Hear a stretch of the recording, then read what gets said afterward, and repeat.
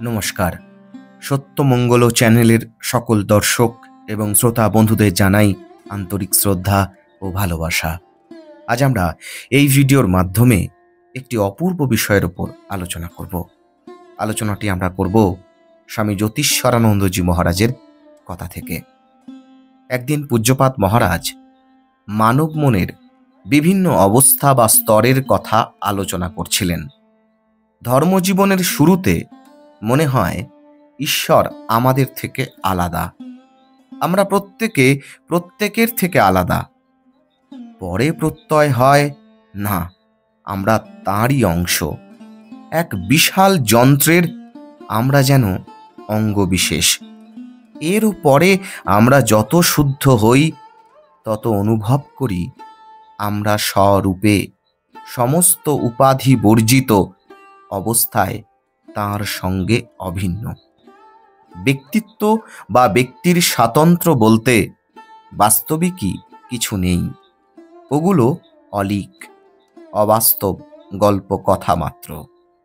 ওই অবস্থায় একমেবাদ্বিতীয়ম ব্রহ্মসত্তায় আমরা লীন হয়ে যাই। এক বই দুইয়ের কোনো অস্তিত্বই তখন থাকে না। কিভাবে নিজের চিন্তাগুলির ঊর্ধ্বায়ন হবে সেই প্রসঙ্গে একসময় মহারাজ বলেছিলেন, নিজের সকল আশা আকাঙ্ক্ষাকে প্রত্যক্ষ বা পরোক্ষভাবে ভগবানের সঙ্গে যুক্ত করে দাও।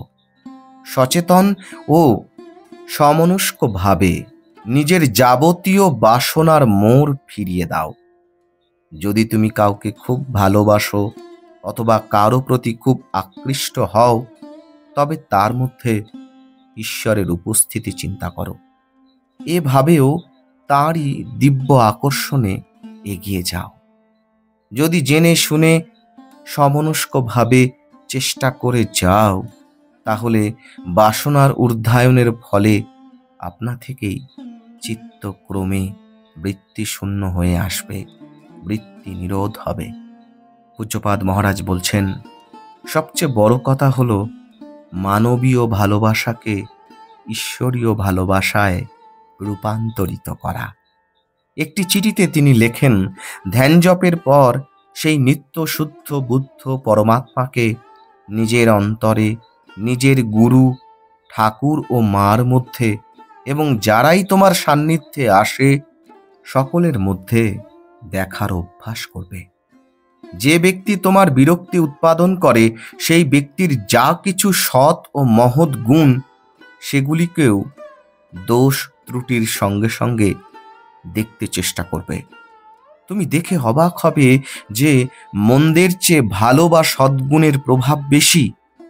তখন মানুষের দোষ না খুঁজে তার সদ্গুণের জন্য তার প্রতি শ্রদ্ধা জাগবে। আর যদি সব চেষ্টাই ব্যর্থ হয়, তবে যাকে অপছন্দ তার মধ্যে ঈশ্বরকে দেখো। শ্রী শ্রী মাকে তার মধ্যে দেখে তাকে বেশ কয়েকবার প্রণাম জানাও। বেশিরভাগ সাধকই তার নিজের দেহ ও ব্যক্তিত্বের সঙ্গে আপন সত্তাকে অভিন্ন জ্ঞান করে, আর তার থেকেই যত অনর্থ। নিজের মধ্যে অধ্যাত্ম চেতনার বিকাশ ঘটানো চাই। সর্বদা নিজেকে আত্মা বলে ভাবো। এছাড়া অধ্যাত্ম পথে অগ্রসর হওয়া অসম্ভব। পার্থিব শরীর বোধের ঊর্ধ্বে ওঠো, এমনকি মানস জগৎকেও ছাড়িয়ে যাও। এ সবই বন্ধন, এদের পারে যেতে হবে। একদিন পূজ্যপাদ মহারাজ বললেন, সত্য যাই হোক তাকে অনুসরণ করো। একটি অপ্রিয় সত্য প্রিয় অথচ মিথ্যার তুলনায় অনন্ত গুণে শ্রেয়স্কর। সত্যকে বরণ করতে গিয়ে যদি হৃদয় শতধা দীর্ণ হয়, তবু নির্ভীক চিত্তে তারই সম্মুখীন হতে হবে। সুখ সম্পর্কে একবার আলোচনাকালে মহারাজ বললেন, প্রকৃষ্ট আনন্দ বা সুখ পেতে হলে দেহ ও ইন্দ্রিয়ের পূর্ণ সংযম চাই। ইন্দ্রিয় ভোগে কখনো প্রকৃত সুখ হয় না। ভোগ থেকে নিরবচ্ছিন্ন আনন্দ বা শান্তি কোনোটাই আসতে পারে না।